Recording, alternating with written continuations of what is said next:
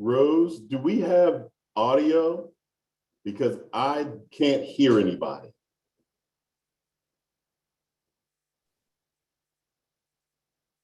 I don't think anybody's speaking yet. All right, I was just checking because it sounded awfully quiet. It is very quiet. Jonathan, if you want, I'll talk. Hi, Victor. Hello, Jonathan.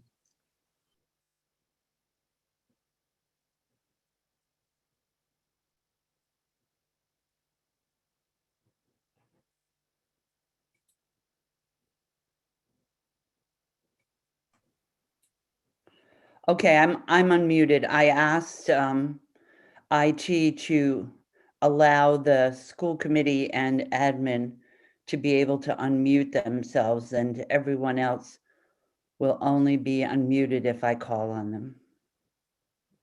Can you hear me now? Did you hear that? Yep. Okay.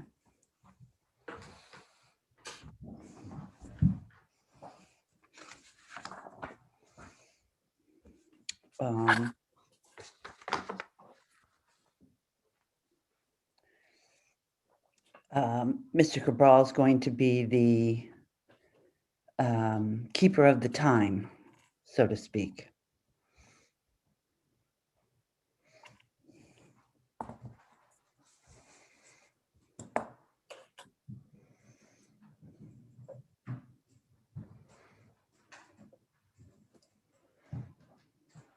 You haven't started yet?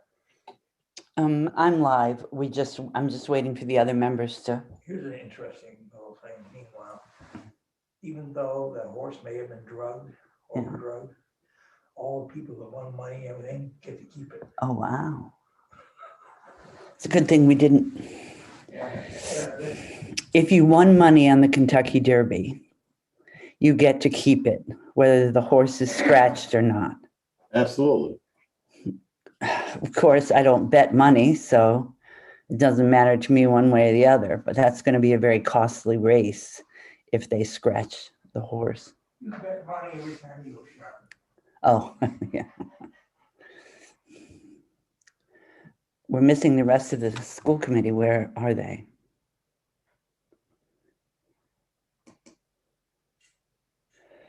I've got one. There's Nikki. I'm here, And Marty. Sheila. Yeah, I'd like to, I think Sarah. Carly, I just I don't don't get, I'd like to see all the squares of the school committee up front. I don't see Sarah. No, she'll be. I'm here.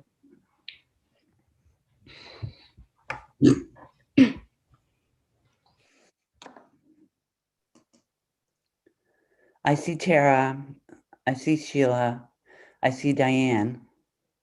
But for some reason, Carly, you're right in the front, and I don't know why. I mean, it's an okay thing.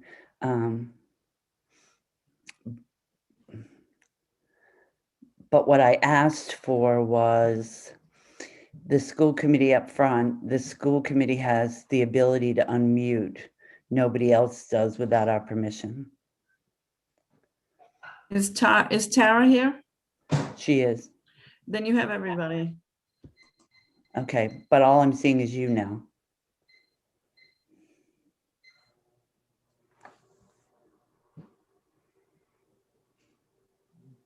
Diana, I don't even see myself.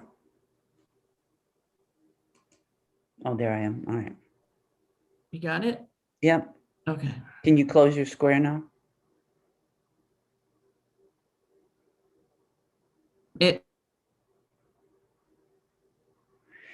Each one of the members of the school committee is a host tonight.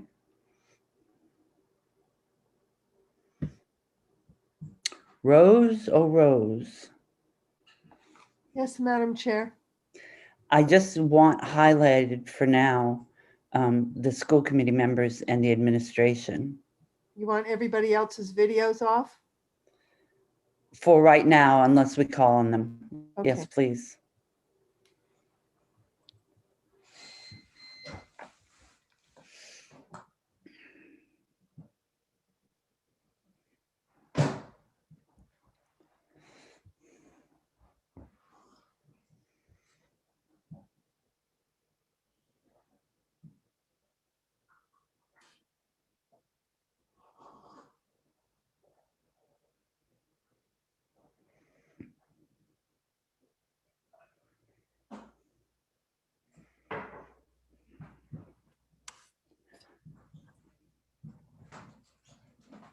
Rose, all I'm seeing is a square that says IT Rose. Yes, we're working on it, Madam Chair. Hold on. Thank you. I don't mean to be impatient. No, that's okay. That's okay.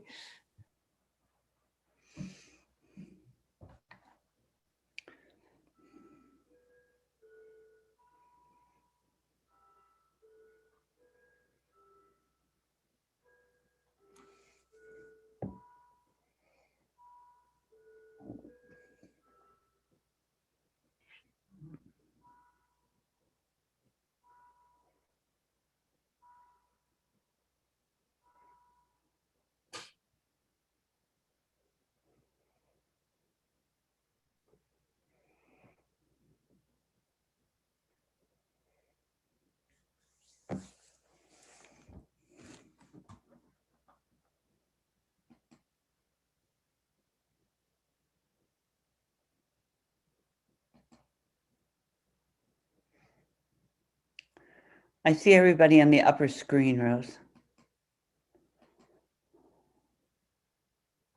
On the top right, Madam Chair, change Yeah, view. the view button on the top right. Hover over the top right under the X. I have it as speaker or gallery or full screen.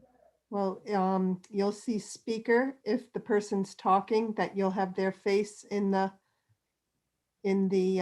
square, or if you have gallery, you'll have everybody. There we go. Thank you. You're welcome. Now I see all of your faces. So how about if we get started with this meeting? Would you all rise for the Pledge of Allegiance, please? I pledge allegiance to the flag of the United States of America and to the republic for which it stands, one nation, under God, indivisible, with liberty and justice for all.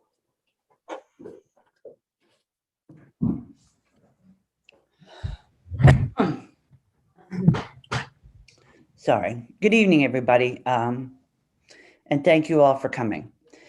The first item on the agenda tonight is public comment.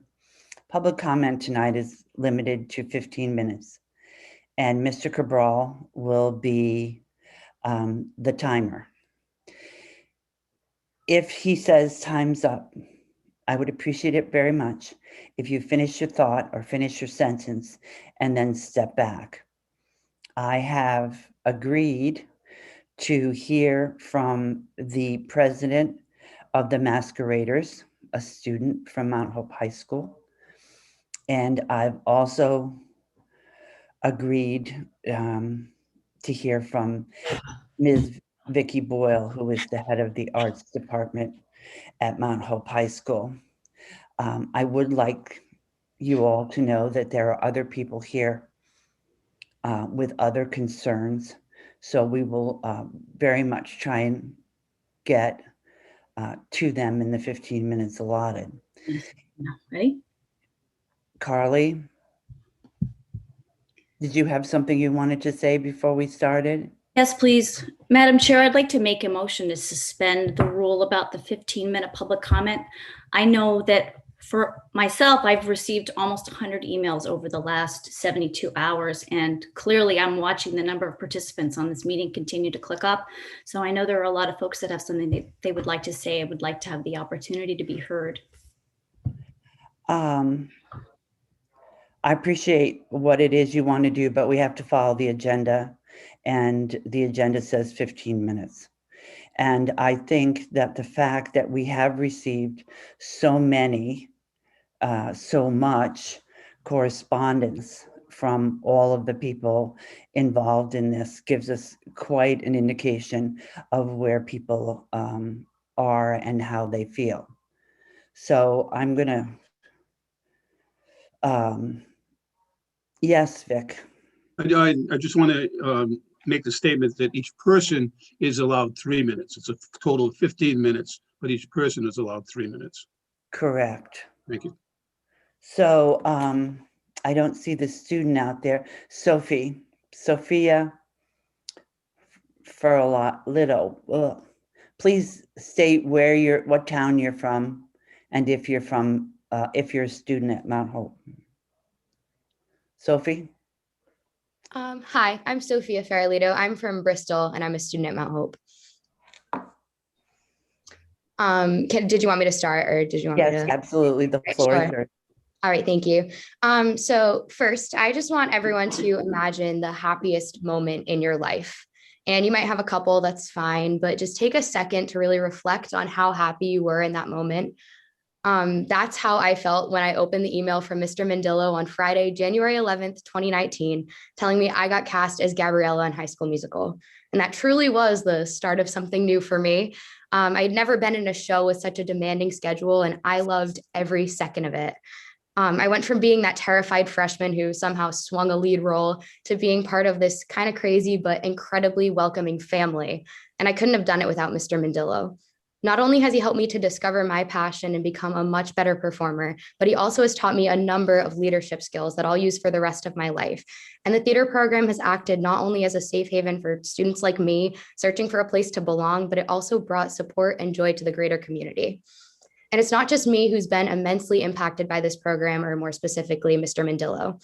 Jeffrey Gonzalez says, theater isn't just a place to sing and dance, it's a place where every race, gender, and sexuality is loved and embraced.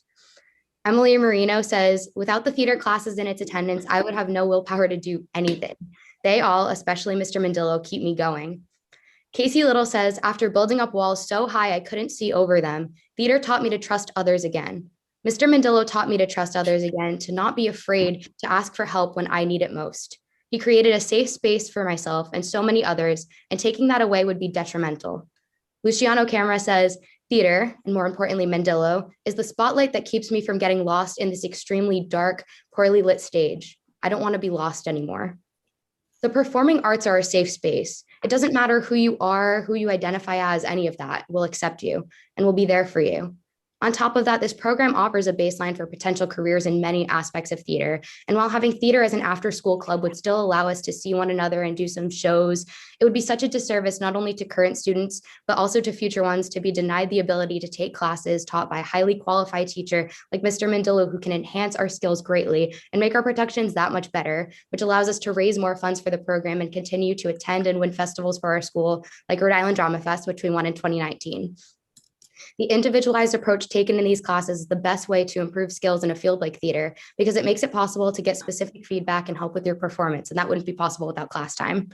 I'm sure you have very important decisions to make, and I understand that, and you need to consider the well-being of everyone in the district, not just this one group. But I'm sure you've seen the remarkable amount of responses that have been sent to you these past few days, and the circulating petitions and social media posts. And that's really indicative of how important this program is, not only to me, not only to this. That is 3 minutes. Thank you. Sophia, you did a wonderful job of representing yourself and your fellow students, and I thank you very much for that. And we hear every word that you say. Madam Chair, I'd like to interrupt and ask our attorney if you can refuse a motion that I made. I think that's violating Robert's rules. I will turn to our attorney. Madam Chair, I think the issue is not that you made a motion, but that the agenda posted only 15 minutes. It's actually written right on the agenda. So basically, if we change that tonight, we would be violating the actual agenda items. So I don't think it's a timely motion in that we've already put the time on the agenda. Had that not been there under public comment, then your motion certainly would have been valid. I just want to point out that I think it's in poor form to deny the community members who've shown here so passionately and shut down public comment. Thank you very much. Shannon Gray. Shannon? Your hand is up. I can't start my video. Can somebody, because I find it very unprofessional to attend a meeting and not have my video on. Would you turn on Shannon's video, please, for the purposes of talking? Thank you.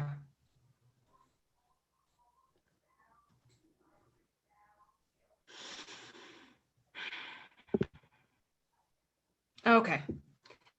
So I wrote mine down to make sure I stay in my 3 minutes. So my name is Shannon Gray, and I am the lucky mom of a 3rd grader with an IEP thriving at Colt Andrews School.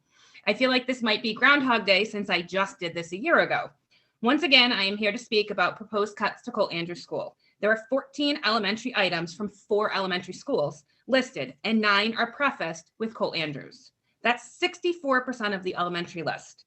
Of the 9 full-time equivalent at this level, 5.2 is at Colt Andrews. That's 58% of that level. We're proposing cuts at the only Title I elementary school in Bristol, the one with the most transient population. This school receives federal aid to improve achievement, and most cuts are being made at that school. I heard last Thursday about decreased enrollment, but have they looked at the frequency of changing in enrollment at Colt Andrews? A K-5 school, 6th grades, certainly needs 3 full-time special educators in order to meet the needs of the diverse population. I could be wrong, but this diverse school is also the only blue ribbon school for closing the achievement gap in our district. I am sure the co-curricular teachers, the regular educators, and the special educators on the chopping block played a huge role in that achievement. Thank you. I hope I left time for more than 5 people to speak. Thank you very much, Shannon. Appreciate what you had to say. Mia Fartura.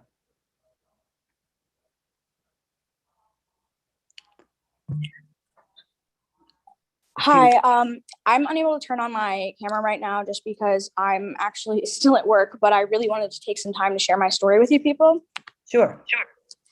All right. My name is Mia Fatura. I'm from Bristol and I'm a senior at Mount Hope High School. And I've been involved with the Masqueraders Theater Department since my freshman year. Since early 2017, I have severely struggled with depression and anxiety. I went from a star student to the type of person who would have a panic attack as soon as I would walk into the school. I spent many, many days telling myself that it was too hard to live anymore and that I couldn't do it anymore. And I quite genuinely spent a lot of time contemplating hurting myself. Then the Masqueraders came into my life. Every demon in my mind became easier to battle when I knew I could be on stage doing what I love the most with the people that I love the most. The Mount Hope Masqueraders is a community that will accept anyone and everyone who walks through their auditorium doors and provides a safe haven for hundreds of students with a different story. Mr. Mandillo is an absolutely amazing teacher, and he and the Masqueraders have saved my life in more ways than one. I came out to Mr. Mandela before I came out to any of my friends and family because I knew that no matter what, he wouldn't look at me any differently. His outlook on life and his unorthodox but engaging teaching style gave me a will to come to class because I knew that for at least 45 minutes throughout my day, I'd be able to relax and be myself. Please consider the hundreds of other students with stories similar to mine and what cutting our program would do to them and their lives. Thank you. Thank you, Mia, for opening up and sharing your passion. I appreciate it very much. I'm going to go next to Vicky Boyle, who is the head of the arts department at the high school. Vicky. Thank you, Madam Chair.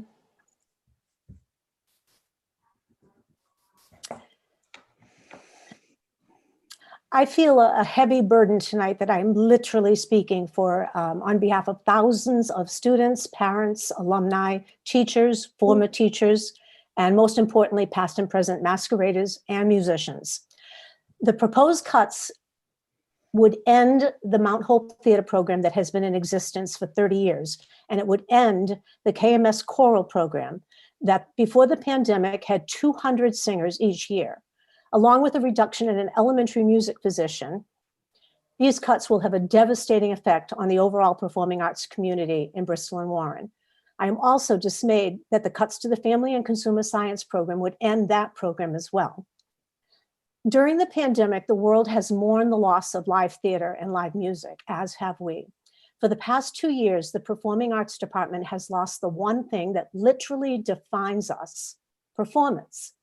We have been unable to hold concerts, plays, parades, or spring musicals, and now During a time when the rest of the educational world is looking for enrichment opportunities to increase the social emotional learning of students who have suffered dearly during the pandemic, Bristol Warren is proposing to take away the one thing these students need most.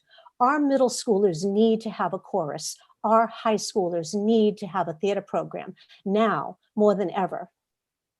If KMS loses a music teacher, the ripple effect will quite quickly have a devastating effect on the whole music program. Has the pandemic so quickly caused us to forget what it's like to see thousands of students at an all bands concert or an all chorus concert? Or did we forget about the pride that we feel when the Mount Hope Marching Band performs at the Warren Holiday Festival or the Bristol 4th of July Parade? Our high school ensembles are strong due to the incredible program at KMS, and their program thrives due to the hard work of the elementary teachers. We can only continue to thrive as a team. Our theater program is and has for quite some time been one of the best theater programs in Rhode Island. It is and has been so much more than an after-school club. Our theater program is based on national standards with a certified theater teacher that consists of intro to theater, public speaking, acting, actor's studio, tech theater. The theater department was recently awarded over $8,000 in grant funds to run a summer filmmaking program that would lead to a new course. Our plan is to develop a technical theater career pathway with Dr. Lyons that will become part of the performing arts career path that we are striving to create. We are working with Rhode Island Theater Education Association and URI to develop a professional theater endorsement in this pathway. This cut puts an end to all that work. When the subcommittee announced its plans on Thursday night, within 10 hours, there were 800 signatures on a petition that one of our students created. There are now over 2,000 signatures on that petition. Another That's student 3 created minutes. a petition to fight, almost done, to fight music cuts. They also received hundreds of signatures. Those petitions are included in the minutes of tonight's meeting. The most important message I That leave is you 3 with, minutes. I leave you with my final message. The Joint Finance Committee, the school committee, and the district administrators have spoken at length about programs that attract and retain students. At Mount Hope, every year we hear about kids that stay at Mount Hope High School or come to Mount Hope High School for these programs. We have a strong award-winning program that attracts kids and keeps kids. By making these cuts, we will absolutely lose students to private schools and to performing arts academies. Please vote against these cuts and keep That is performing 3 arts minutes and 30 strong seconds now. at Mount Hope High School. I think, Victor, that it's important. Thank you very much. Thank you, Vicky. And I should add for the entire committee that there are 2 things that will be added to the minutes, and you will get copies of those. One is what Mrs. Boyle was talking about, the petitions. She sent them to me, and I will send them along. Well, I won't, but our secretary will send them along to you tomorrow morning. They will be entered in the record. The second thing that I have to enter into the record, which you will also receive tomorrow, is a letter from the, probably turn my light on. Yeah, hang on a sec.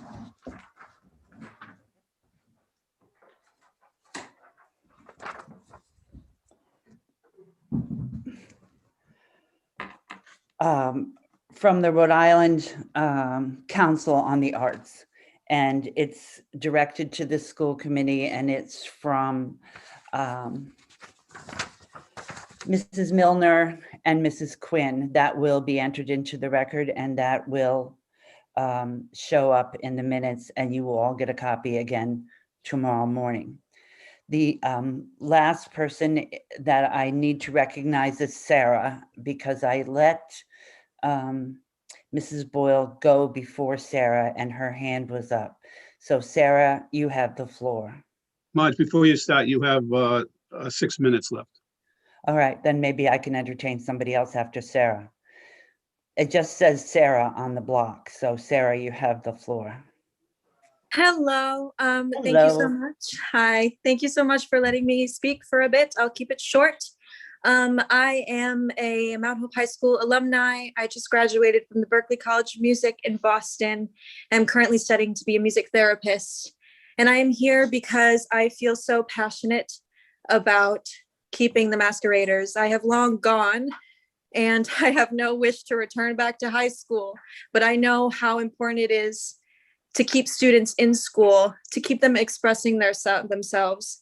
And it is the reason why I continue to do theater to this day. During the pandemic, another alumni, Alex Broussard, and I started a business called Two Women Productions, and we create COVID-safe live theater for everyone to enjoy. And the reason why we are successful is because of the education we received, not only how to act or how to do music, but how to be a business owner, how to be a leader, how to work in a team. And it has truly changed my life, not only my time in Mount Hope High School, but my time now. So I just wanted to speak as an alumni to show you and tell you and beg you to consider keeping this program, because I am still using everything that I received and learned to this day. And that's all I have to say. I would be happy to hear from other people as well. Thank you very much, Sarah. Thank We have time for one more speaker, and the next person in line is Shannon Davis. So Shannon Davis, you have the floor. Hi there. My name is Shannon Davis. I am a Mount Hope High School graduate, 1995. I am also a music educator and a music advocate. I was part of the Mount Hope Masqueraders as well. So to piggyback on what Mrs. Boyle had said, music and theater and art, it is essential. They are core academic subjects, and they are essential to a well-rounded education. There have been studies for many, many years showing that when you have music, theater, art in schools, and you have thriving programs, scores go up in your math, scores go up in English. Now, I am not someone who says that arts education is for English and math scores to go up, because I believe that music, art, theater, they are important in of itself, and they are essential. Also, it lends itself naturally to social emotional learning, which these children need desperately in the past year and a half.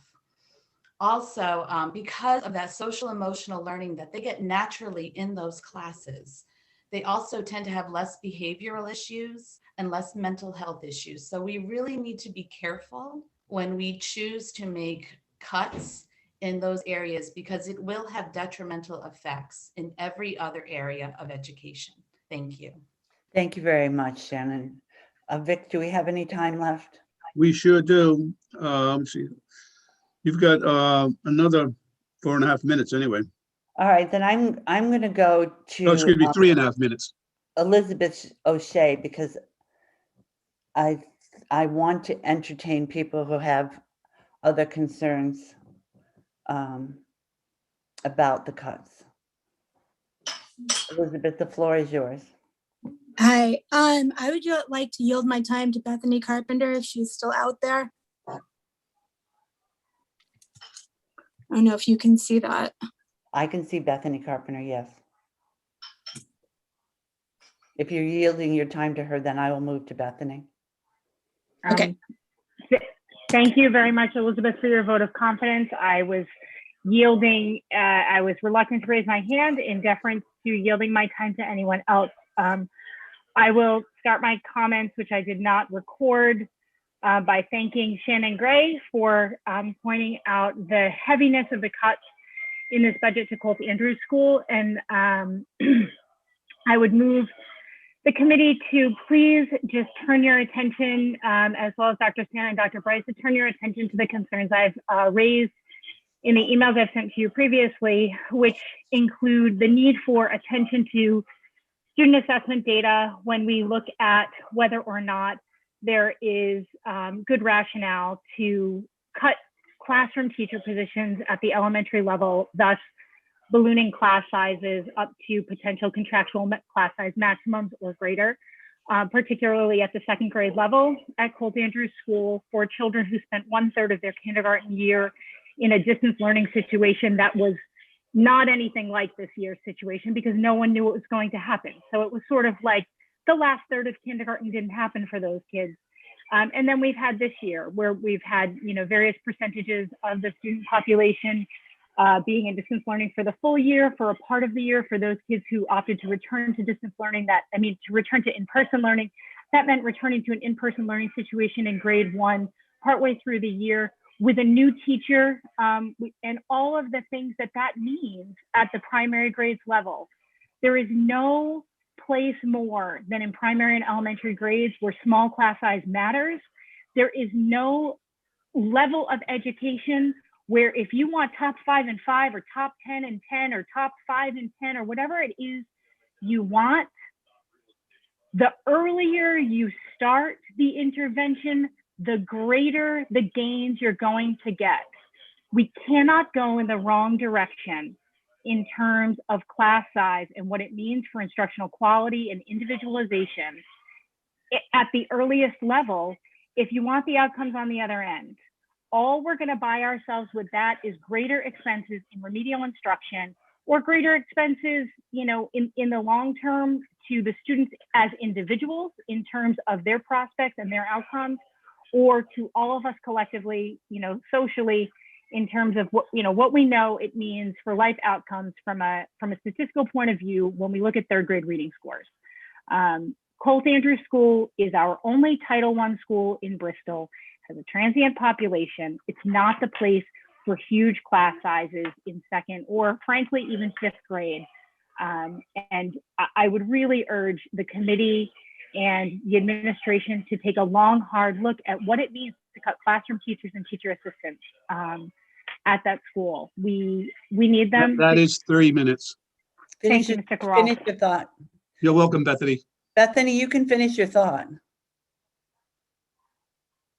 I can't hear you. You're muted. You're muted again. Oh, I got muted. The end of my thought was that the children need 3 teachers at that school.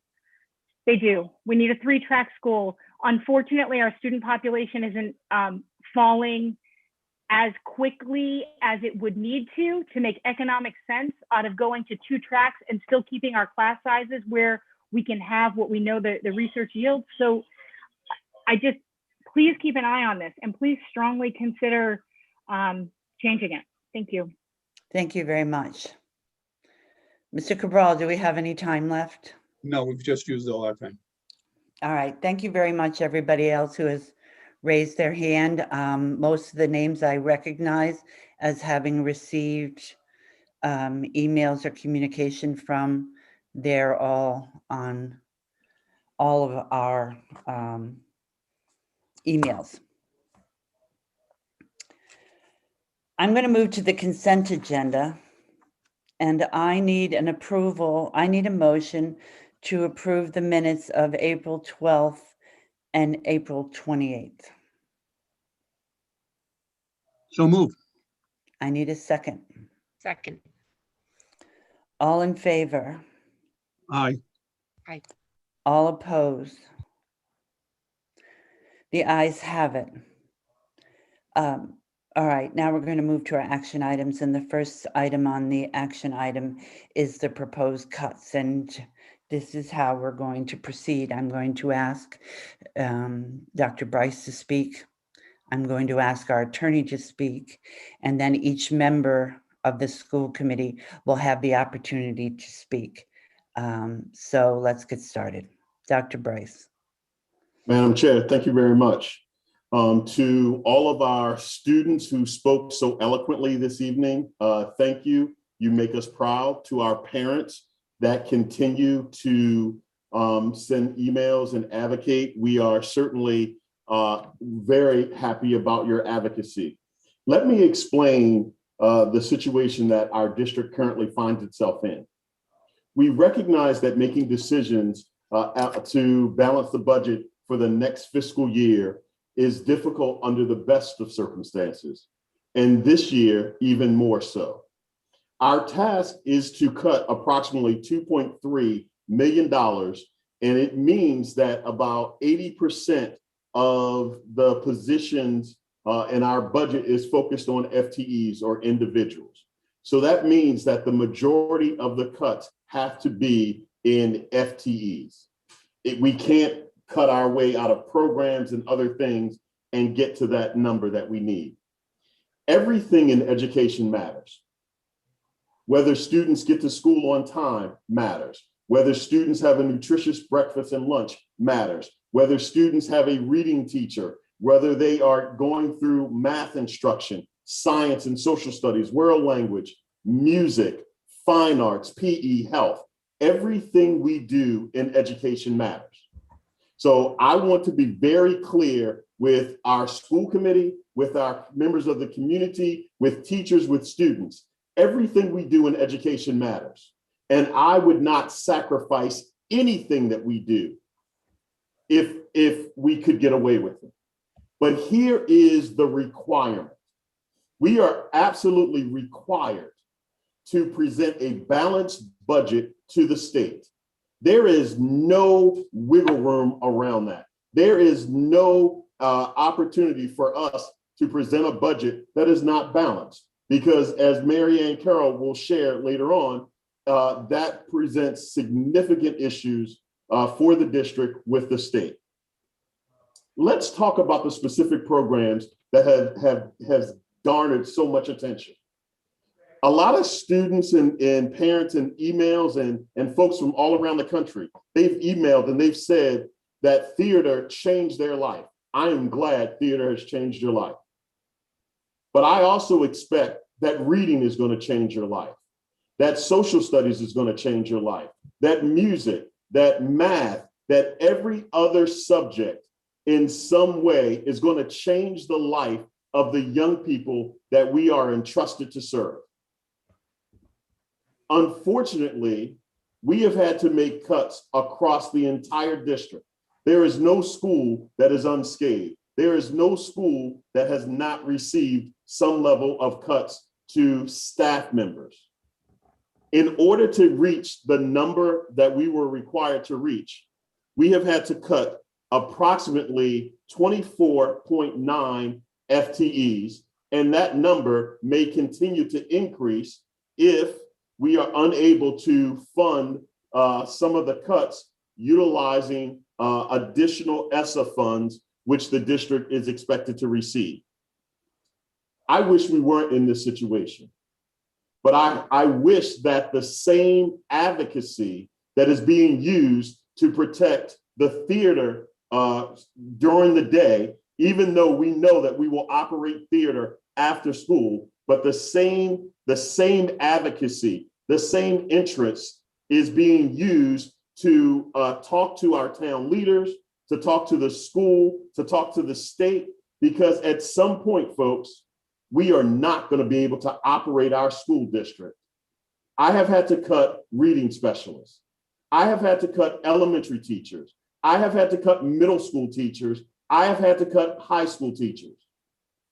At some point, we are out of positions left to cut.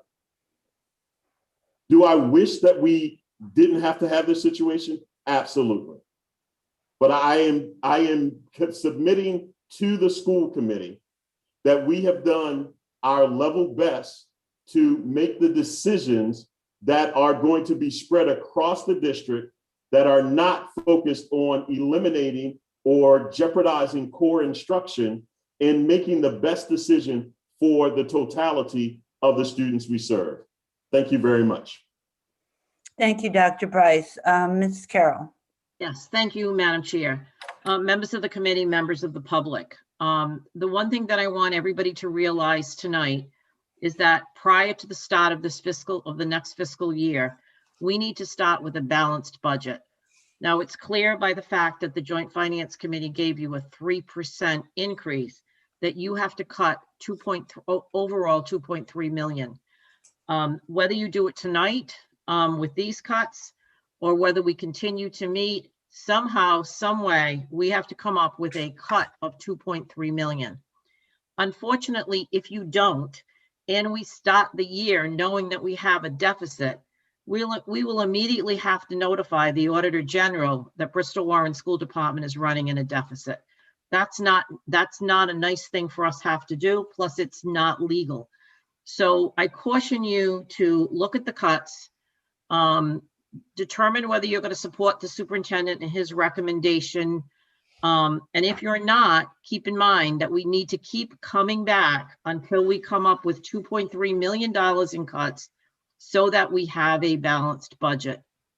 As you know, most of these cuts, or a good part of these cuts, is going to come from personnel because they're the major part of your budget.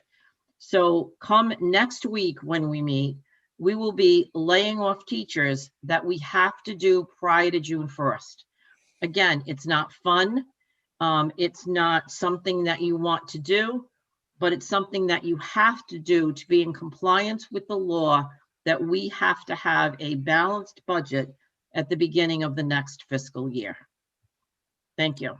Thank you very much, Ms. Carroll.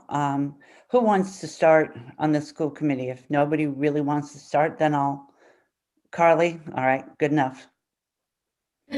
Thank you, Madam Chair. I come here tonight and I'm so humbled by the amount of outreach and the emails and the phone calls and the passionate conversations with parents all over town this weekend. And I'm sick. I'm sick that people are going to lose their jobs and that our class sizes might get bigger and that our students are going to possibly miss out on things that are really valuable and important to them. I'm gonna keep it short. I was elected by my constituents in the town of Bristol. And from what I've heard, my constituents do not want to see these cuts, whether it's to the theater program or cuts at Hugh Cole or other reading specialists, or any other school for that matter. So I need to listen to my constituents and also follow my heart, and I will not be voting for this budget this evening. Thank you, Carly. Nikki, do you mind going next? No, I don't mind. Just to echo what Carly said, thank you everybody for all of your emails. Thank you for your bravery in your public comment this evening. I apologize that I didn't yet reply to every single email. I got to 80, but I want to assure you that I read every single one. And I've learned that theater kids and theater adults are really good writers and really good storytellers, no surprise. Yeah, it's a very difficult time for our school, which means it's a very difficult time for our community. To balance this budget, as Dr. Bryce said, that means we're going to lose multiple exceptional educators, and that I believe every single child in our school will be impacted in some way, period. And to sort of push further on what Dr. Bryce said, I also sense in some of the emails that there's this frustration that we're here every year. And as a parent who's a recent school committee member, I get that. I used to show up to these meetings every year, and it is frustrating that it is repeating the same cycle year after year, and nothing is going to change until we change the way that our schools are funded. This is nobody's fault. The way the system is set up to fund our schools is broken. And until people reach out to their municipal leaders and say that we need to change it, and specifically, just unfortunately, because of the way the voting works, it's the town of Bristol that has, the power to step forward and say, we need to revisit this. We need to look at how we're funding our schools. It's absolutely critical, or we are going to be in this cycle year after year. Having said that, I do want to respond to the arts. Obviously, I am somebody who has, my life's work is supporting teachers across the country, and my sort of volunteer work is in theater and the arts. We are an arts family. I was the theater kid. Theater was my sport. We are still very much involved in local theater in town. I agree that it is an essential part of any child's education, whether they go on to pursue a career in the arts, if they go on to be an educator, or they go on to do anything else at all. I think experience in the arts is absolutely critical to produce well-rounded humans. And I am absolutely certain that that is not who we are, is a district that minimizes the importance and the impact of the arts. It's not who we are, and it's not who we want to be. And when we have organizations like Trinity Rep and the Rhode Island Council for the Arts reaching out to us, we're sort of making state news again for all the wrong reasons. And again, that is not who we are. Having said that, we need to cut 2.3 million. So we need to look again. I will not be voting for these budget cuts as they stand currently. I think that, for example, and I know everybody will cringe, but we need to look at the athletic budget. I understand that they've lost money year after year, but this year the math is they're being asked to cut about 5%. And the theater department is cutting 100%. And the music department at the middle school is cutting 1/3. So we have to go back and I think look at the athletic department. We need to be creative. We need to look at solar power to generate income. A constituent sent me a story in Atlanta about how there's a district generating income through solar. I think that we should be looking at the ESSER funds to pay for subscriptions for technology, not for people. And for example, I know that we were hoping to save 100,000 by moving out of Oliver, but that dropped to 50 because we're going to have 50,000 in relocation costs. That 50,000 in relocation costs is a one-off cost, and it is a perfect example of a great use of ESSER funds. So for all of those reasons, I will not be voting for the budget cuts as they stand tonight. Thank you, Nikki. You're welcome. Sheila.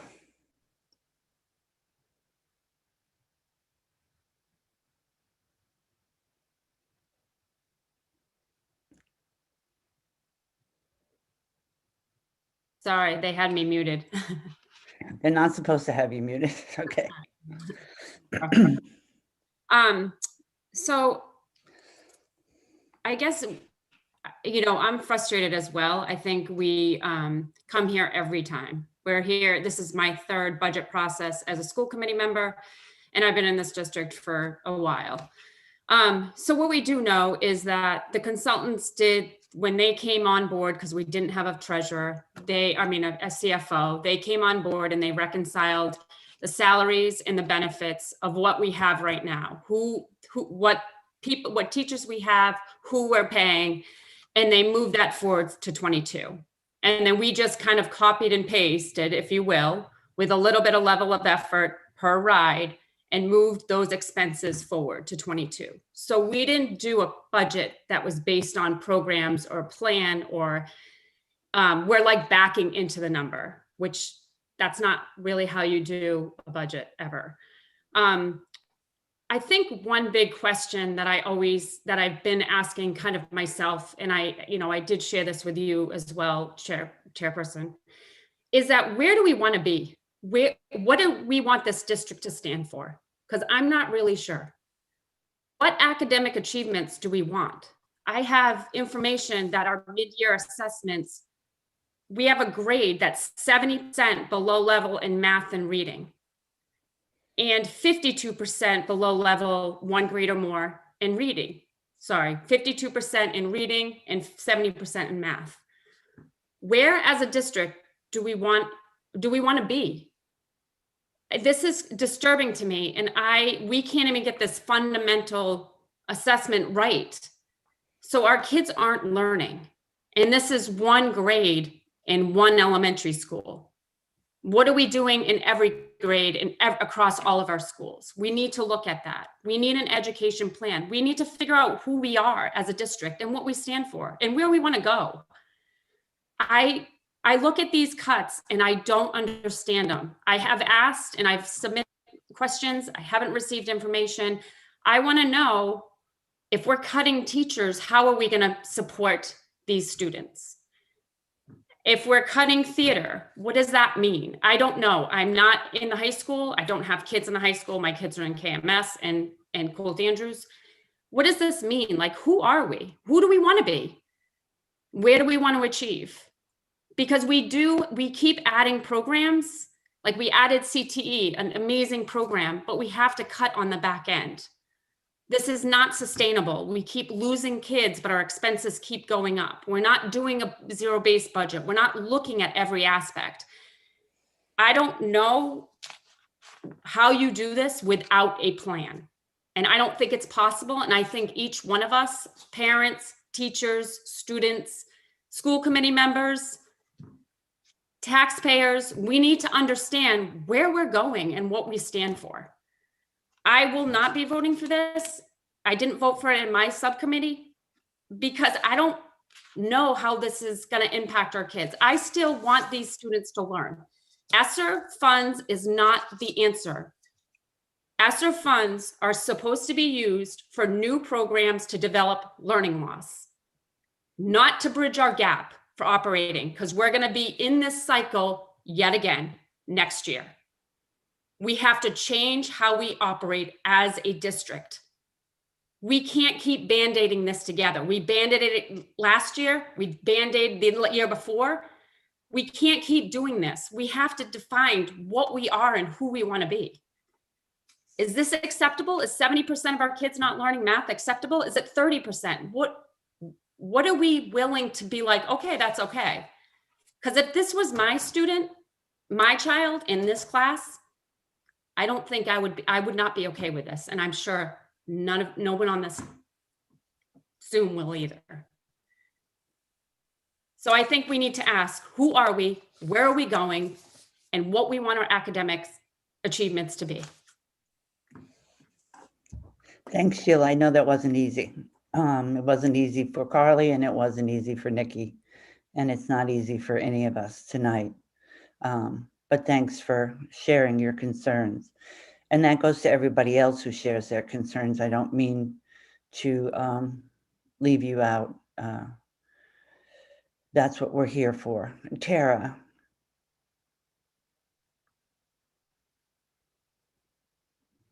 Hello. Again, I want to thank everyone for reaching out.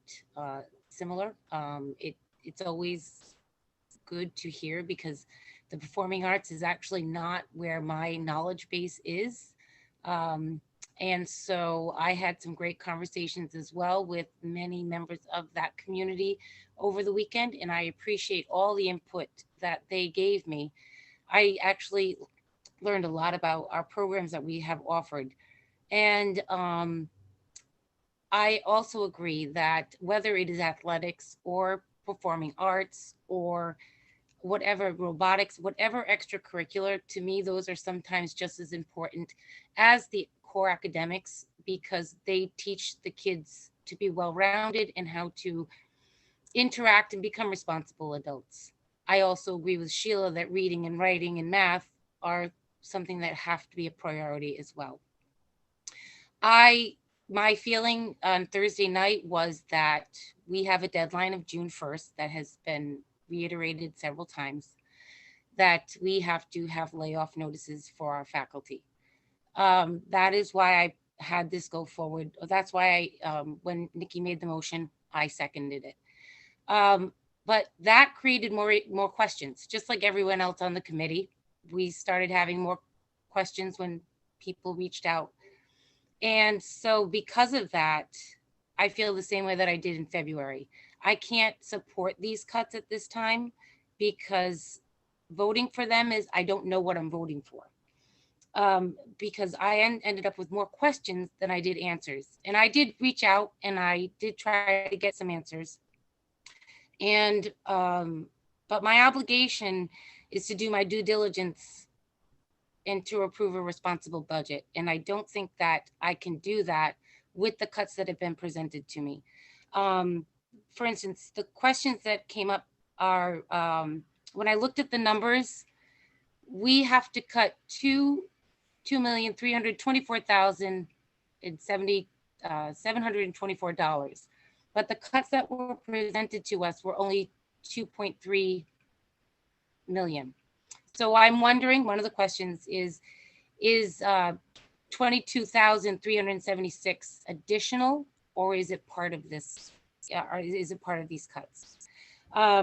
Another question that I had was at the beginning of the IT, when we approved it in February, the approval was $901,000, but in this budget, it is now $1,808,956. So I had questions on how that changed. We talked about restructuring the middle school, which would then create a job. We would no longer need one of the music positions. I would like more information on this 7th and 8th grade restructuring so that I can understand if we do not need the position, that is fine, but explain to me why we don't need the position. Because when I looked at the numbers, our music and chorus programs, our band and chorus programs, their numbers have been sustained over time. They haven't decreased at all. I think they've stayed rather consistent. The other question is, do we have enough space for these students to go in specialist programs if we do eliminate one of those positions? The theater program, I did want to know a little bit more about that with the salary. Is the $77,000 the program, or does that also include the stipend that goes along with the masqueraders? Is it something that can be a 3/5 position instead of a full-time position? I agree with Sheila also that the ESSER funds should not be used to supplement programming. Those should be used to build on what these students have missed in the last year. I want to make sure also that the Colt Andrews, if we have 24 kids in that class and September comes around and we need to add a teacher, where is that money going to come from if we do not have that in the budget? I also found out that our budget process is lacking. I talked to many people and I question the numbers. I questioned the numbers in February. I still question the numbers and I question the process. I think that we can look in other places and I think we might be able to clean up our systems and find money that that is in the district that's already there. Again, it's not my job to decide what the education plan is, but it is my job to question, to vet, to confirm that things are being done the right way. And so because of that, I cannot support these cuts at this time. Thank you, Tara. Erin? Thank you. I just want to say first, I appreciate the opportunity to make a statement about all this, but like Tara, I also have some questions. So I don't know if it's appropriate for me to ask questions first. I would Because I thought I this would was prefer a if you conversation. didn't, only because you will have the opportunity to do that later. But if you want to ask your questions, you can. I just don't think they'll be answered tonight. Okay? Yes, except that if someone has questions, that plays into how they would vote. Then I would say to you, Erin, to speak your mind and your piece, and if that involves questions, then I would expect you to do that. No, I don't. I mean, I already, to be honest, I already know how I'm going to vote because there's no planet that I could be living on where I would vote. Please, if you have questions to ask them. Well, I'll throw out my questions first, and then I will just say why I'm voting against these budget cuts. These questions are coming from questions I've had and some questions that come from some comments made at public comment. I'm wondering, and I'm sorry if these have already been answered, I just want clarification. What will the largest class at Colt Andrews be? How many students will be in that? And what about Hugh Cole? I understand Colt Andrews is our only Title I Bristol school, but Hugh Cole is also one. And what's that average at our other schools? Because it was my understanding that that average would be about 24 students across the board as the maximum number. So I just wanted clarification on that. And I guess I would just say that while I appreciate so much, first of all, I also want to say that I appreciate so much hearing from everyone who emailed. I think I got everyone. I actually, if Luciano is still on this call, I think you may be the only person I missed. And I'm really sorry. And I am going to get back to you. I don't know how that happened, but it got flagged for me tonight. So anyways, there's that, but also I just can't, I can't support this budget knowing how much has gone into thinking about the cuts and knowing that we do need to focus on academics. I'm totally disheartened that we have to cut reading specialists. I don't know if ESSER money could go, you know, to programs that will help bridge those gaps. I think losing reading and math specialists is detrimental, and I never ever want to support that, but I understand that we are in a very big fix here. For me, the theater program is not only a successful program and a program where there's a lot of interest and participation, but it's also a program that I think has a ripple effect that permeates through the school. So, for example, the kids who are in the theater program many have reached out to us, as have alumni, as have their coaches, their theater coaches over the years. I think that how that program can change kids' lives, the way they feel about themselves, their self-confidence levels, through self-reflection, through being included, through finding a home. I think that all of that and how that affects individuals then affects entire school culture. And to me, that's something that I am very focused on. And I just think that's invaluable. I don't think that only the kids in the theater program are benefiting from the theater program. Same goes for music and the arts. These things are human things. They're things that bring joy. They're, as a number of other people have said tonight, absolutely essential. So I think we need to find a way to get that back in the operating budget, figure out what to do with our ESSER funds. I know it's not going to be easy, Dr. Bryce, and Dr. Santa. I know this is a tough position, but I guess we're all going to have to dig a little deeper and figure it out.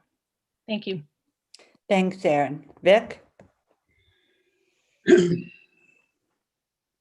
I just want to let Erin know that the numbers for the fifth grade are averaged out to 22, 23, 25, 21. Fourth grade is 24, 20, 22, and 19. Third grade is 24, 19, 21, and 18. Second grade is 21, 24, 23, and 23. And I have to thank the administration because the first grade is 18, 15, 17, and 22.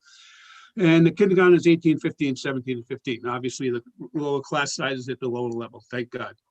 I just want to say that as a person who was involved in the theater program, when I was a teacher, actually, we put on 2 productions that I was involved with actually with 2 people around right now who are now professional area people in the arts. It was a great time. I cannot say enough positives about the theater group. Those kids were just wonderful kids. They accepted me as one of their own, as strange as it would be as an adult being in a community like that. The theater program, in my opinion, is very, very important. To vote against this is going to be very difficult for me. But I looked at the areas. Elementary, you divide by the number and you come up with how many teachers you need. It's very easy. You have to have so many teachers to do it. I believe that at the Colt Andrews, yes, there will be 2 additional teachers added on eventually because the numbers are going to go up at Colt Andrews and probably at UCole also. I mean, we're going to have to find the money because we're going to have to get the teachers. I can tell you that right now. And again, that's just my opinion. Obviously, I have some knowledge about the high school budget, high school schedule, and that's usually where you have to go for your cuts. That's where you have to go because elementary is elementary. The numbers come out. There's no fudging anything. When you look at the schedule, that is the area, and human science and whatever they call it now. It used to be home ec anyway. eliminating that, in my opinion, is a travesty. The kids today need life skills, and that is part of the life skills. And I really wish we had some type of the old industrial arts program that we had, and not to build a house, but just to get the experiences, how to do things around that. Unfortunately, you're not going to cut math, you're not going to cut history, you're not going to cut English, you're not going to cut science. So where do you go? You go to the arts. And that's what usually happens here. I love to have the money. I wish we had the money so we could support all the programs. And hopefully, at least if we do have to cut the theater program, but hopefully they'll have an after school program. And that, when I was involved in this, that's what it was. It was an after school program, and it ran very well. And I cannot say enough positives about the band program and the art program and the theater program. It's very, very, very important to all these kids. It's a time where they can at least relax and not have a lot of academic area that they have to worry about. They could just be themselves and enjoy the music and the theater, whatever. With that said, I will probably vote for the cuts, because we have to have some cuts somewhere or other, and with the hope that over the summer we will find the money to reinstate it. Now, the other thing I want to say to you people that hasn't been said yet, and that's the fact that we have to give out pink slips. There have to be pink slips given to the teachers by June 1st. All right. If we don't give out enough pink slips to people, and there's a process they call bumping system in the teachers program. If we don't give out enough pink slips, and we have that one person that we did not give a pink slip with, and they can bump somebody else and come back, then we have to hire both people, and we have to absorb that cost. The other thing is, when we give out pink slips, we also have to, they go on unemployment, and we pay part of that employment. So we don't want to put out too many people as of June 1st. So I'm trying to say this so that some teachers that are out there have to know that I got 10 pink slips when I was a teacher. I will also tell you that I was never laid off. So if a teacher gets a pink slip, please realize that most likely we'll call you back. Not that we guarantee, but we might. So that's my statement. Thank you very much. Thank you, Vic. Sarah? Thank you. I cannot possibly be objective speaking about this, and I don't think anyone would expect me to be objective. Like everybody else has already said, there's no way I can support budget cuts that take away such an important part of our children's academic experience. Music and theater and the arts are academic programs. They are not extracurricular. They can be, but they're not. They're academics, and they are, well, there is a multitude of data that shows that children who have arts, music, visual arts, performing arts, educations, do that thing where they score better on tests. There's plenty of data to support that, but that's not the important part. The important part is that it provides a lifeline to a lot of kids. There are 321 people in this meeting. A lot of the students that spoke tonight, that are here, that have written, that are showing up, are kids that I've directed myself in shows, who started out as quiet and shy and blossomed over the course of weeks, and who now, 3 or 4 years into an academic theater program at Mount Hope High School, are remarkable young adults who are eloquent and passionate, and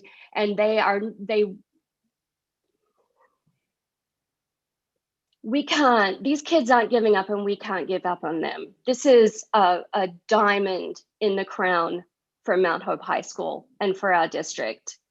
I cannot imagine a sports team going to a state championship and 2 years later being on the chopping block for cuts. It's not an after-school club. It is a series, and Vicky Boyle explained it perfectly, a series of academic classes that provide so much more than being on stage for these children.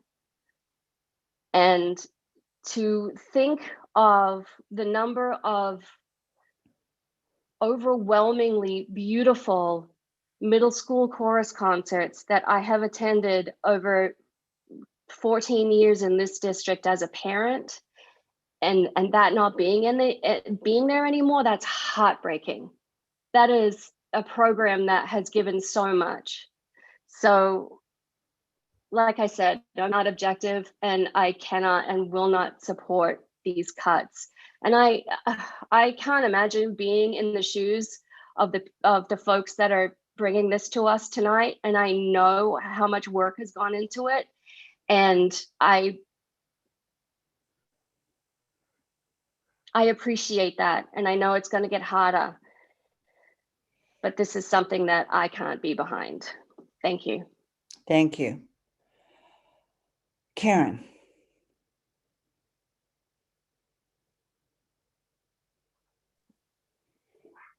Hi, thank you, Marge. And thank you again to everybody who reached out with many, many emails. I'm going to keep this short as well. I don't feel comfortable supporting these cuts. And like Sarah just said, that absolutely, we know how much time and work has gone into looking this through and coming up with these recommendations, but I think we need to look further. I mean, we talk about, you know, I'm in our health and wellness subcommittee, talk about, you know, social and emotional things and, you know, what we think the kids are going to need post-COVID. And there are things like the theater, there are things like this that I do think will help them through. I mean, I hate to see that it does it really come down to, oh, are we going to teach the elementary kids math and are they going to learn to read, or we have to cut this program? Is that really what we're down to? I just think we can look further, maybe dig a little deeper and hopefully find another way. Thank you. Thank you very much. So now I'll take my time and I'll be the heavy, much like Mr. Cabral was. I was a producer for one of those club musicals, and I never laughed so hard at Seymour in all my life, nor did we struggle so hard to find a barber chair. And it was wonderful spending time with the students. But I look at my role a little differently.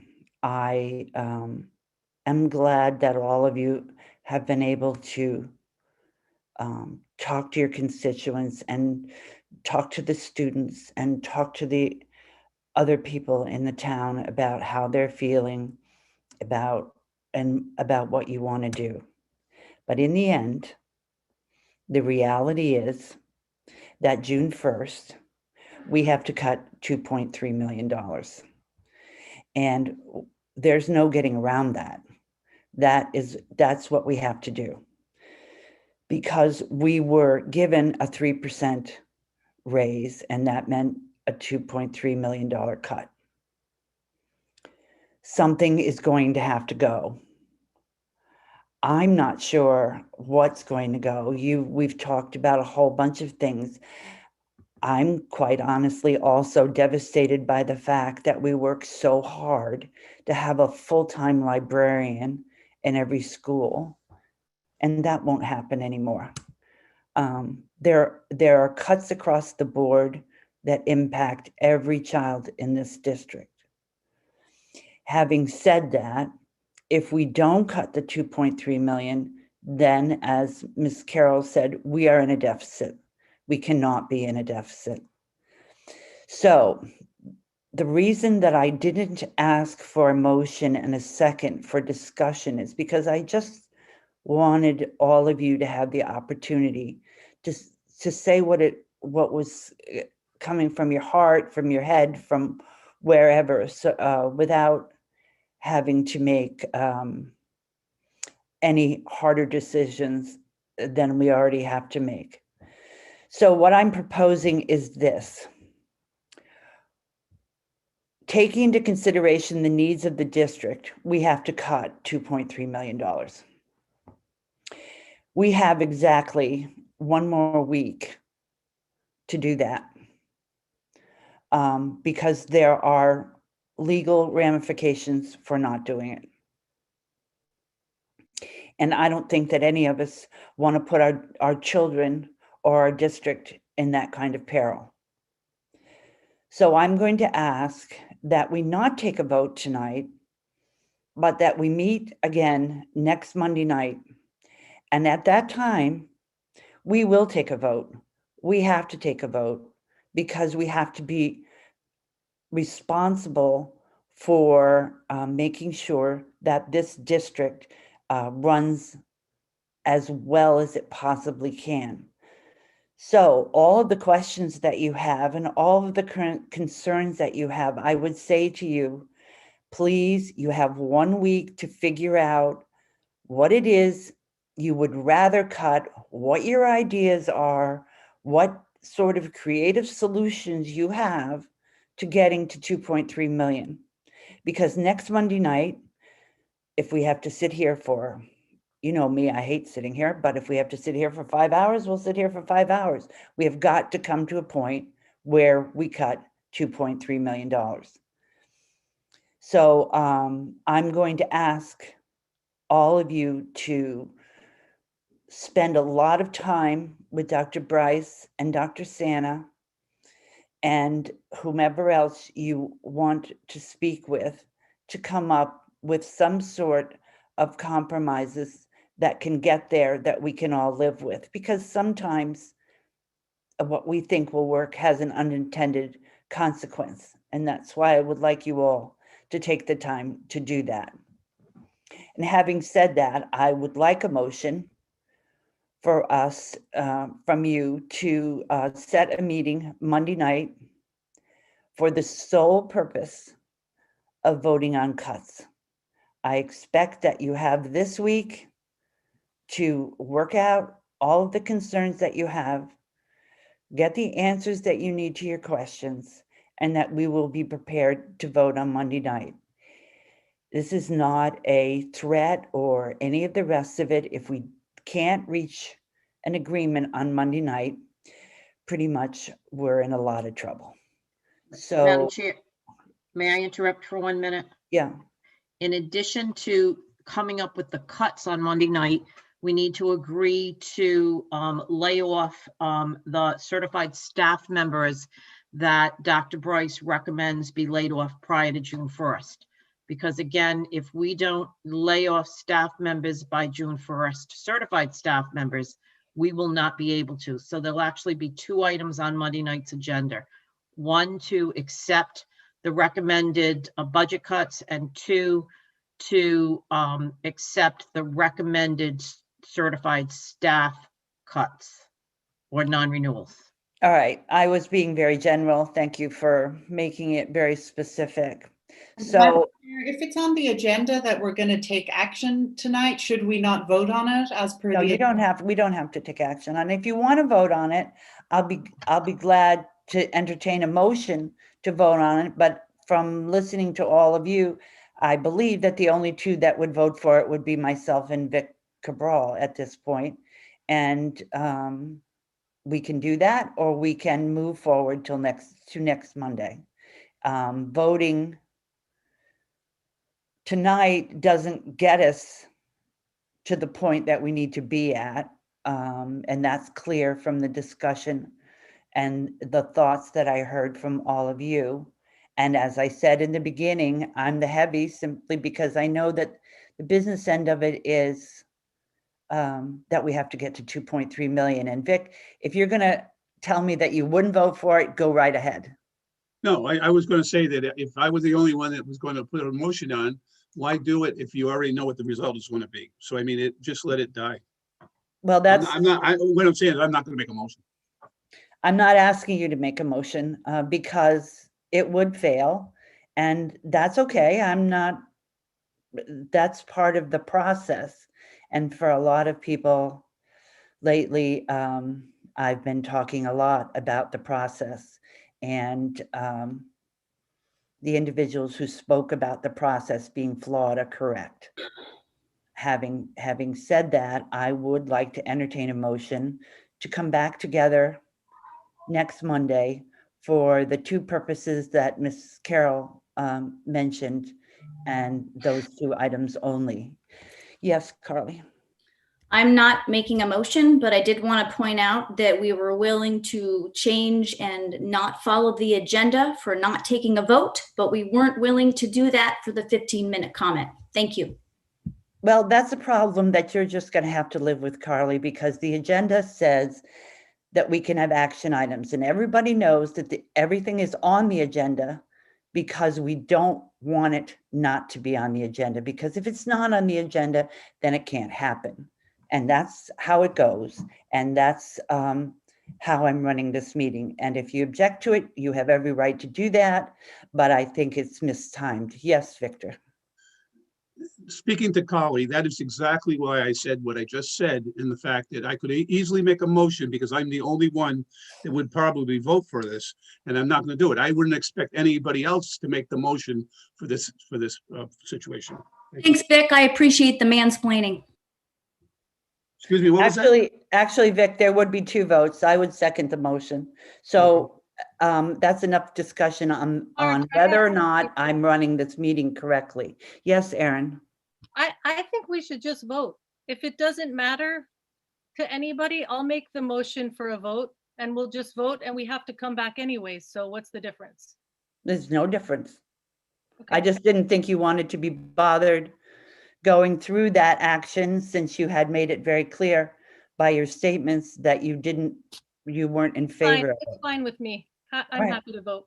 And then we come back anyways and we do it again. Okay. So Erin, I need a second. What's the motion, Erin? That we vote to accept or not accept the cuts as proposed, correct? Right. So you're either voting to accept the cuts or not. Correct. So all in favor accepts, all opposed doesn't. Second. All right. Nikki accepted it. All those in favor signify by saying aye. In favor of what, though? In favor of the cuts.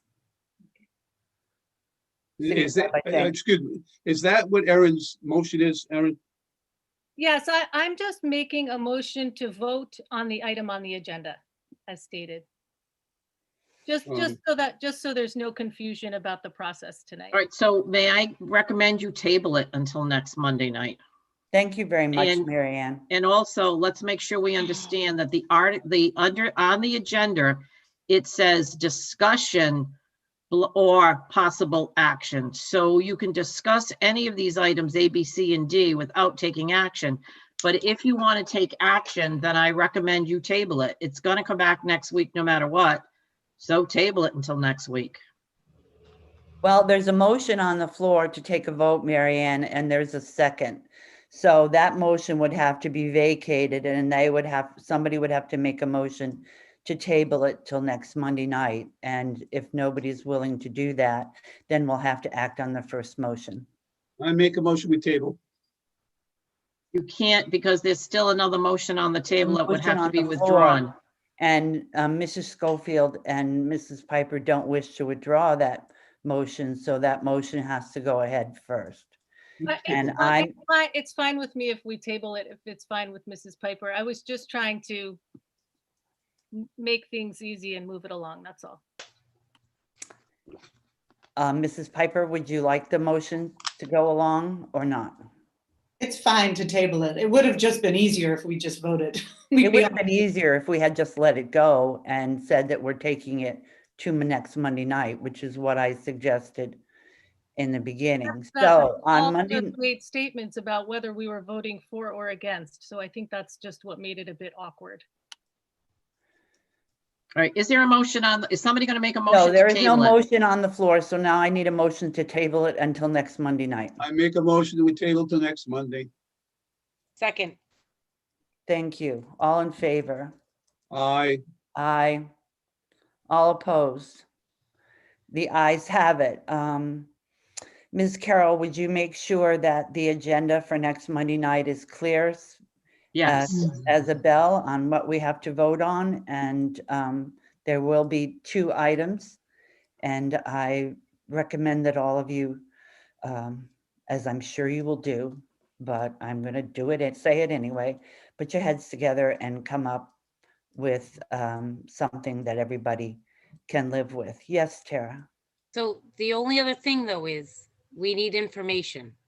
So we can't get the information, you know, on Saturday or on Friday night. Well, This so here's what I would say. Time out a second, Dr. Bryce, time out a second, Tara.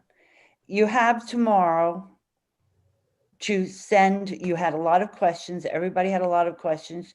You can send them to Dr. Bryce tonight, tomorrow morning. You can call him, you can go visit him. You can do the same with Diane Santa. If you do not get a response to your questions, please let me know and I will make sure that you do. Thank you. You're welcome. Madam Chair, the only thing that I would clarify is certainly all the questions should come to me. I will make sure that we distribute them to staff and get them answered, but we need the questions as soon as possible because right now I think we're sitting on about 20 questions that we received today in the course of trying to prepare for tonight. That is impossible. It's not impossible for next Monday night, but it was impossible for tonight. Correct. Is what you're saying. All right, I understand that. So get together with Dr. Bryce or Dr. Santa or anyone else that you feel you need to get together with and think creatively, since we were talking about the arts, and hopefully we can come up with something by next Monday night. All right, moving on. We got a donation for a scholarship fund from Mount Hope High School from the R.V. Simpson Trust. And it's the job of the school committee to accept that donation. And Dr. Bryce, could you explain what that donation is, please? Yes, ma'am. So the school district has received a $100,000 donation to be put in a trust so that every year a $5,000 scholarship can be given in the name of the benefactors for the trust, R.V. and I.V. Simpson Art Scholarship Fund. And they can be given to a deserving student at Mount Hope High School. And so the district, the school committee needs to accept that. And then once they accept it, the chair will sign for that. And then we can get started because we would like to provide the first scholarship for a graduating senior this year. Dr. Bryce, there was a question, is it a graduating senior in any discipline or is it a graduating senior in the arts? It is the scholarship is for an art scholarship fund. And so we have to abide by the tenets of the particular trust. So it is someone who has shown clear focus and a number of courses in art. Thank you very much. Does anybody else have any other questions about this wonderful gift to our students, which will certainly help them pursue their dreams? All right, seeing none, I need a motion to accept it, please. I'll make that Motion to accept. Sarah, you want to second it? I will second it. Okay. All in favor? All opposed? Thank you. The ayes have it. Dr. Bryce, I will come in and sign that. And would you please tell them thank you very much from the entire community for their generous donation. It Absolutely. We will definitely have a benefits letter. the children. We'll have a letter that you and I will co-sign to the trustees. Okay, thank you very much. You're welcome. All right, the next item is just a discussion item, and I'm going to pull in Aaron for this. We're trying our best to get back on track on our policies and deadlines in our policies. So Aaron is going to send you a letter that asks you to write out 8 goals for yourself or for the school committee or for the school community or for all 3, and to send them back in to the district by June 1st. At the same time, we're asking the superintendent to do his goals by June 1st and send them in, have them ready for us.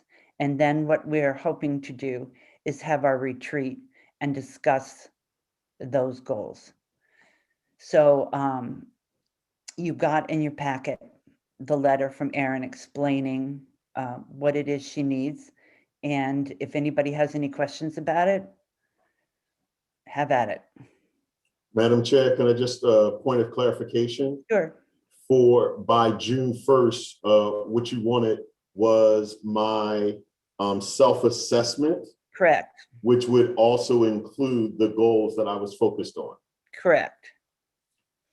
And we're late to the gate with this, and I'm hoping that we can be able to share our goals with the superintendent at the retreat, which the date hasn't been set yet because we're still waiting to hear about the grant. So that's what that's all about. Does anybody have any questions? Okay, good, great. Thanks. Presentations. The first one, iReady, is not ready. So I'm going to remove that from the agenda. The second one is the KMS moving up ceremony and 8th grade activities. And I believe you all got that in your packet. Dr. Bryce, do you want to address that? Absolutely. So I believe that we've got our middle school principal, Mr. Morrell, and Rose and Ryan, can you start, can you put up the presentation? We're going to turn it over to Principal Morrell. He and his administrative team and staff at KMS put together a very short PowerPoint that just explains all of the good things that we have in store for our young people at KMS for the end of the school year. So we're very excited. With that, I will turn it over to Principal Morrell. Thank you, Dr. Bryce. So we have planned our moving up ceremony for our deserving 8th grade students for June 17th, 2021 at 6:30 with a rain date of June 24th. Next slide, please. So we will be following all of the general guidelines from the for all activities, and this is based on the playbook that comes to us from the Rhode Island Department of Education in RIDO, and I've provided a link here for you. This has been updated since the last playbook that came out for when we had the high school presentation a few weeks back. And as you are probably all aware, this changes on a daily basis. So we're trying to keep up with the rapid changing guidelines. Next slide, please. So to ensure the safety of all of our students, guests, and staff, we will be maintaining social distances at all times. KMS has set forth the following specific guidelines, and anyone who fails to follow the stated guidelines does so at his or her own risk. We just want to point out that at this time, only KMS students will be allowed to attend any class of 2021 events and activities. Next slide, please. So all attendees at our grade 8 events and end of year events will maintain social distancing with a minimum of 3 to 6 feet throughout all the events. They will wear appropriate masks at all times. Hand sanitizers will be used before, during, and after the event. And participants will be expected to complete the COVID-19 attestation forms or complete the COVID-19 screening forms. Next slide, please. As I previously stated, it's going to be set for Tuesday, July 17th. Well, this one says 6, but it's actually 6:30. I apologize. At the field at KMS. Next slide. So we're going to provide our virtual students with the option of participating in person. Upon arrival, all students will report to their lunchroom assigned seat, where then we will proceed to the field in order. Virtual students will report to the auditorium. Students will then process down to the field and sit by team in designated chairs. Each student will walk across the stage to receive their awards folder when their name is called during the ceremony. And after the ceremony, students and their parents may wait in line to have their photos taken on the patio of KMS. And we are planning on, they're in discussion of more activities as the state guidance continues to change. I didn't want to put anything out there as a definite because, as I stated previously, guidance is changing on a day-to-day basis, and it's much easier to add activities than it is to take activities away. So some of the discussions that we've had are a special luncheon, a field day down at the pavilion, down at the park, maybe a school dance. It all depends on what the guidance is at the time. And that's all I have. Thank you. Thank you very much. You're welcome. Some members of the school committee and certainly members of the KMS community have been wondering exactly when this is going to take place. So now we have a date. Hang on, I'll get you, Nikki, hang on a second. So now we have a date, and I assume that we will be updated along the way as to whether or not there are any changes. But I'm grateful that you've chosen a time and a place, and we're off and running. Thank you. Nikki? Yes, thank you, Mr. Morel. I had a very quick question because in your presentation, you said it's just the graduating kids, but I presume also parents, but siblings or no? Yes, so now that the guidance has changed and it allows for more participation from families because it's outdoors, we will be allowing participants out on the field. There's talk of people bringing lawn chairs, maintaining social distance rules, staying in family pods, etc. Great, thank you. I appreciate that. You're more than welcome. Thank you, Mrs. Piper. Does anybody else have any questions about this? I mean, I just, wow, we're really going to get to do it this year. And I think everybody's feeling very relieved about that. So, So am I, ma'am. So am I. thank you very much, Mr. You're welcome. Thank you.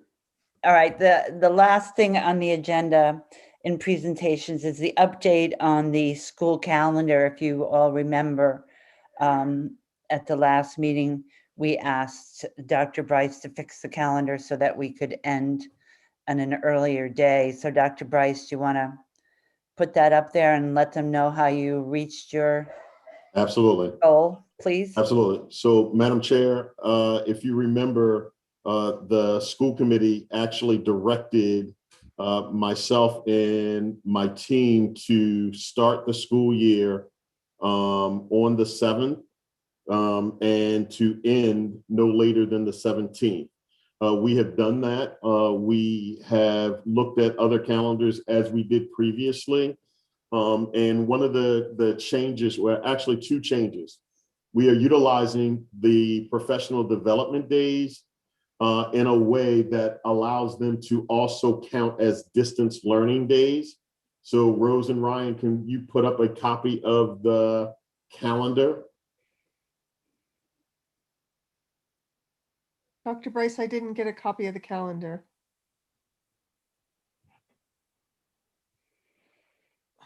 Diane, all right, it's in the packet. Diane Campbell, do me a favor. Send a copy of the calendar to Rose. I just want to be able to put that up.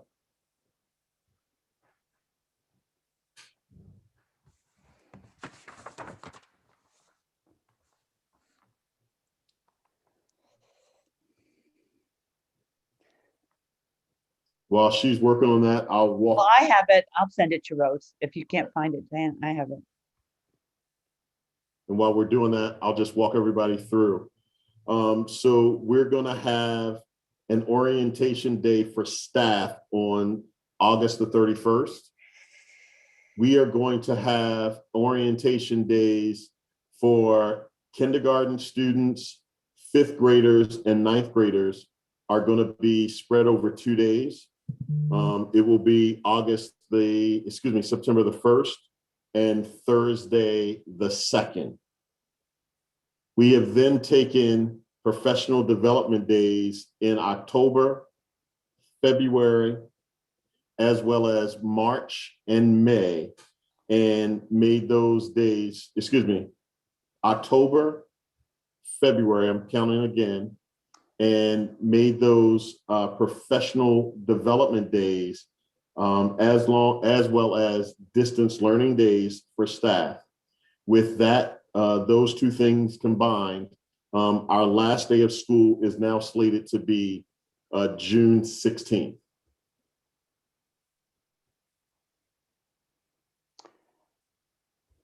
Questions? Any questions? I'm sending it to Rose as we speak here.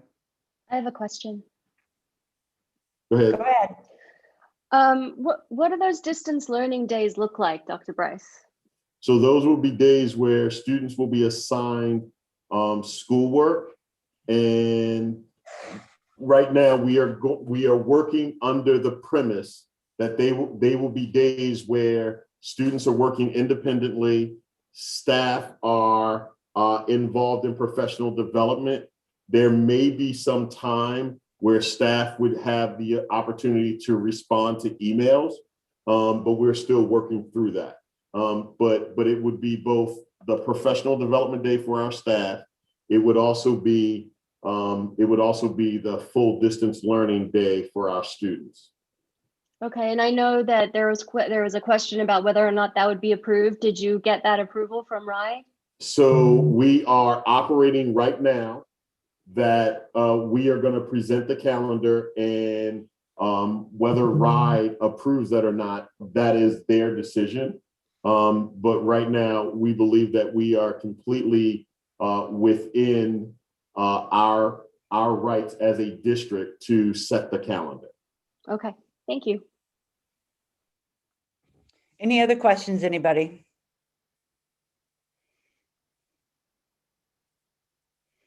Hearing none? No, I got one. Go. I'd just like to thank Tara Thibdu for her effort in changing the calendar.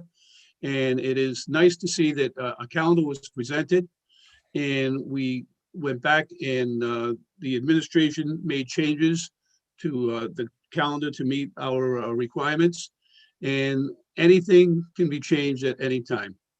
Thank you. Thank you, Victor, Mr. Cabral. And thanks for sharing that, Rose. All right, we have, coming up, we have an executive session. But I don't think we need to have it unless Dr. Bryce wants to have it.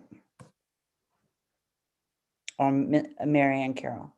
Madam Chair, the only thing on it is negotiations. There really isn't anything to discuss, so you really can't go into executive session because we have nothing to talk about. All right, so I'm going to remove that from the agenda and ask for a motion to adjourn. Motion to adjourn. I need a second. All in favor? Aye. Have a good week. Let me know if you have any issues. I'll try and speed it up for you and Thanks for speaking from your heart tonight, and thank you to everybody who reached out to us and to everybody who came to the meeting tonight. Your voices were heard. Thank you very much. Good night.